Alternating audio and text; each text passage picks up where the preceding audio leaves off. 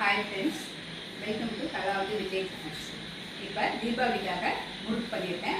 அதாவது இனிப்பு முறுக்கு, முள்ளு முறுக்கு, இனிப்பு முறுக்கு, மகிழம்பு முறுக்கு, தேங்காய் பால் முறுக்கு. இது எப்படி வேணாலும் சொல்லலாம். நம்ம இது நான் இனிப்பு இல்லாமல் செஞ்சுருக்கேன். இன்னொன்று போட்டுங்கிறது இனிப்பு போட்டு செஞ்சுருக்கேன். ரெண்டுக்கும் டிஃப்ரெண்ட் என்னென்னு, இதில் சர்க்கரை போடல, அதில் சர்க்கரை போட்டுருக்கேன், அவ்வளோதான். மற்றபடி எள், உப்பு சேர்த்துருக்கேன், வெண்ணெய் சேர்த்துருக்கேன் எல்லாமே. இது அரிசி பச்சரிசி 1 கிலோ கழுவிட்டு காய வச்சுருக்கேன். பைத்தம்பருப்பு 200 கிராம். அதை நல்லா வறுத்துக்கணும். அதாவது சூடானா போதும். நல்லா கை தொட்டு பார்த்தா உங்களுக்கு நல்லா சூடானா போதும். அதுதான் உங்களுக்கு பதம். அப்போ தான் முறுக்கு ரொம்ப செவராமல் நல்லாயிருக்கும். இப்போ இது முறுக்கு எப்பொழுதும் நான் தீபாவளி நான் போடுறது தான். நீங்கள் பழைய வீடியோவும் நீங்கள் செக் பண்ணி பாருங்கள். முறுக்கு எப்போதுமே நல்ல டேஸ்ட்டாக இருக்கும். இந்த மாதிரி செய்யும்போது 1 கிலோ பச்சரிசிக்கு 200 பைத்தம்பருப்பு. உளுத்தம்பருப்பாக இருந்தாலும் நீங்கள் அதே மாதிரி தான் 1 கிலோ பச்சரிசி 200 உளுத்தம்பருப்பு. அதுவும் உங்களுக்கு செவக்கலாம் வறுக்கக்கூடாது. நல்ல சூடானா போதும். உடனே நீங்கள் ஸ்டவ் ஆஃப் பண்ணிட்டு தாம்பாளத்தில் கொட்டிடுங்க. அதில் அரிசியில் கொட்டி நல்லா மிஷினில் அரைச்சி எடுத்துகிட்டு வந்துடலாம். அப்படி செய்யும்போது முறுக்கு நல்லாயிருக்கும். மாவு உங்களுக்கு எந்த அளவுக்கு வேணுமோ அது செஞ்சுங்க. நான் கேட்டது 1 கிலோ அளவுக்கு மாவு போட்டிருக்கேன். நான் இதில் 2 டேபிள் ஸ்பூன் அளவுக்கு உப்பு சேர்த்துக்கிறேன். இனிப்பு முறுக்குங்கிறது கொஞ்சம் உப்பு நீங்கள் கம்மி பண்ணி சேர்த்துங்க. இதோட எள், வெள்ளை எல்லாம் இருந்தாலும் பரவாயில்ல, அடுத்து கருப்பு எல்லாம் இருந்தாலும் பரவாயில்ல. நல்லா 4 டேபிள் ஸ்பூன் சேர்த்துப்போம். இது இனிப்பு முறுக்குக்கு நம்ம எள்ளு தான் சேர்க்கணும். இதில் ஜீரகமாக சேர்க்கக்கூடாது, பெருங்காயமும் சேர்க்கக்கூடாது. இப்போ இது சேர்த்துட்டு இதுக்கு வெண்ணெய் சேர்த்துங்க. வெண்ணெய் சேர்த்தாலும் முறுக்கு நல்லா டேஸ்ட்டாக இருக்கும். வெண்ணெய் இல்லாதவங்க நெய் சேர்த்துக்கலாம். நான் ஒரு 50 வெண்ணெய் சேர்த்துருக்கேன். இப்போ இதை நல்லா நம்ம பிசைஞ்சு விட்டுடலாம். அதுக்கு பிறகு தேங்காய் பால் அது 1 கிலோவுக்கு 1 தேங்காய், பெரிய தேங்காவாக எடுத்து வச்சுருக்கேன். இதை நம்ம கொஞ்சமாக ஊற்றிப்போம். ஊற்றிட்டு பத்தாவதுக்கு தண்ணி ஊற்றி பிசைஞ்சிக்கலாம். அது சப்பாத்தி மாவு அளவுக்கு பிசைஞ்சிக்கணும். இப்போ இதை நான் பிசைஞ்சிட்டு அப்புறம் இதை நான் சேர்த்துக்கிறேன்.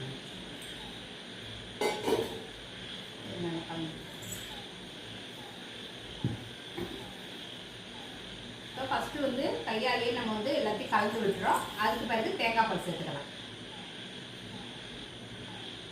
மாவை நல்லா நீங்கள் சப்பாத்தி மாவு பார்த்து நல்லா பிசைஞ்சுப்போம். அப்போ தான் உங்களுக்கு கை வலிக்காது. ரொம்ப டைட்டாக பிசைஞ்சிங்கன்னா கை வலிக்கும்.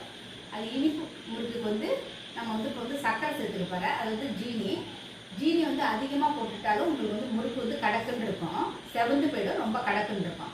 3/4 தித்துப்பு அளவுக்கு நீங்கள் சேர்த்துங்க. உங்களுக்கு போட்டு பார்க்கும்போதே தெரியும். அப்படி பத்தலைன்னா கொஞ்சமாக ஜீனி பவுட்ரு பண்ணிவிட்டு கையால் மாவு பிசைஞ்சிக்கிட்டிங்கன்னா உங்களுக்கு கரெக்டாக இருக்கும்.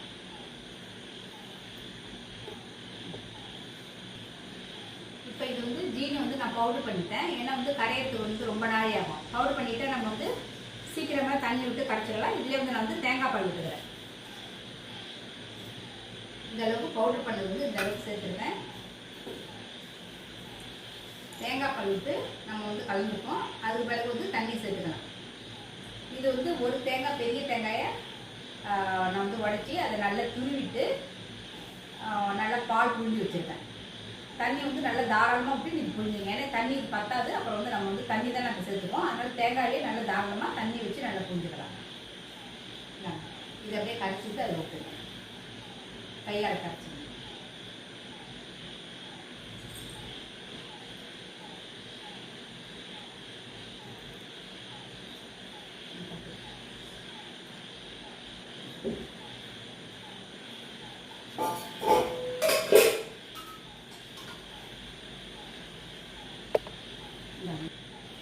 இப்போ தேங்காய் பால் விட்டாச்சு. இப்போ பத்தாவதுக்கு நீங்கள் தண்ணி சேர்த்துப்போம். இந்த கொஞ்சம் தண்ணி விட்டுருங்க. தண்ணி விட்டு பிசைஞ்சிக்கிட்டு நல்ல சப்பாத்தி மாவு பத்துக்கு நாங்கள் பிசைஞ்சிப்போம். ஏன்னா ரொம்ப டைட்டாக இருந்தாலும் உங்களுக்கு புளியறது ரொம்ப கஷ்டமாக இருக்கும். மாவு நல்லா சப்பாத்தி மாவு பத்துக்கு பிசைஞ்சிட்டு உங்கள்கிட்ட நான் காட்டுறேன்.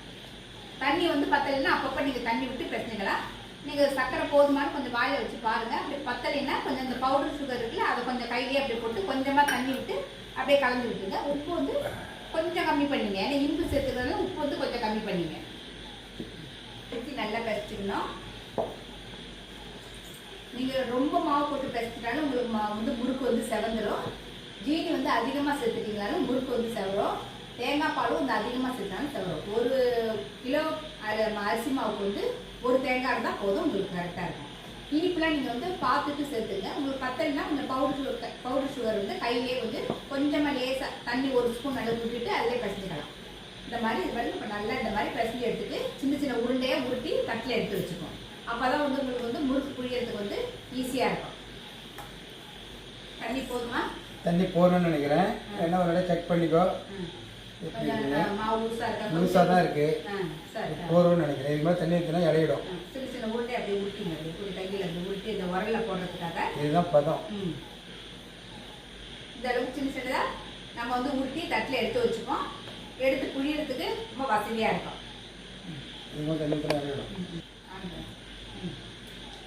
இந்த அளவுக்கு உருண்டை இருந்ததுன்னா உங்களுக்கு வைக்கிறதுக்கு ஒரு நேரம் புழியறதுக்கு கரெக்டாக இருக்கணும்.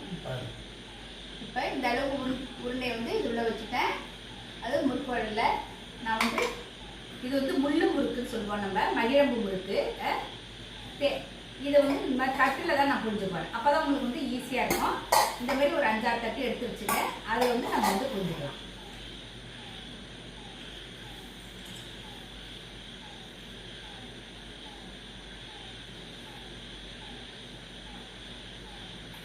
வாங்க, இந்த மாதிரி ஒரு 5-6 தட்டில் புழிஞ்சு வச்சுக்கிறேன். அப்புறமா நம்ம போடலாம். எண்ணெய் வந்து சூடாகிட்டு இருக்கு. எண்ணெய் நல்லா சூடாக இருக்கணும். அப்போ தான் வந்து உங்களுக்கு வந்து எண்ணெய் குடிக்காது.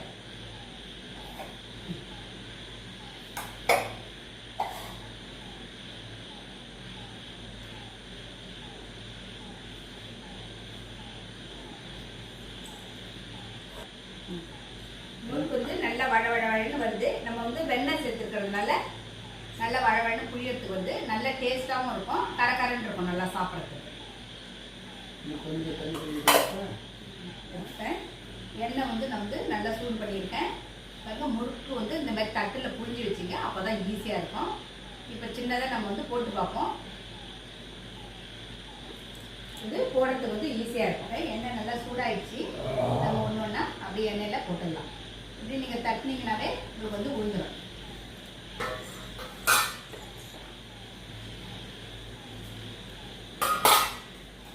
வெண்ணெய் போட்டுக்கிறதுனால இது வந்து உங்களுக்கு ஒட்டாது. அப்படியே டக்கு டக்குன்னு உங்களுக்கு வந்து வெந்து வந்துடும். நல்லா கரகரன்னு இப்படி போட்டுக்கலாம்.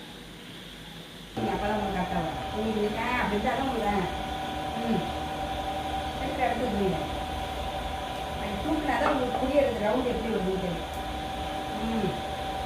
பேசா அவ்வளோதான் அவ்வளோதான்.